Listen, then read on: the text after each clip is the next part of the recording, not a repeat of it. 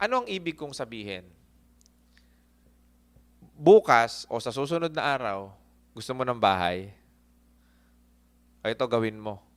Matagal mo nang pinapractice yung mga natutunan mo dati, pero ito hindi mo pa nagagawa. Punta ka dun sa real estate developer o kung saan man pangarap mong bahay. Punta ka, magpa-house tour ka. Kahit wala kang pambili ngayon, bihis ka lang na maayos para entertainin ka.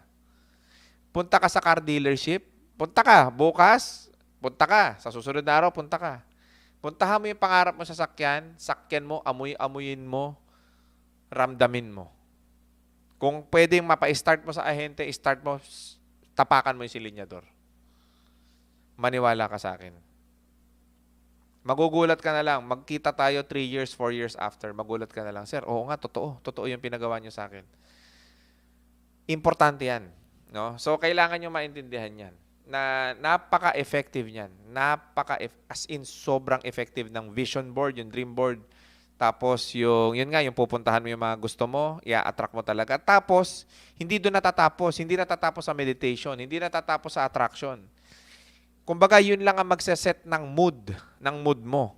Pero, alam mo, sa puso mo, na dapat meron kang map, yung pinaliwanag ko kahapon, massive action plan. Kailangan trabahuhin mo siya. Alright?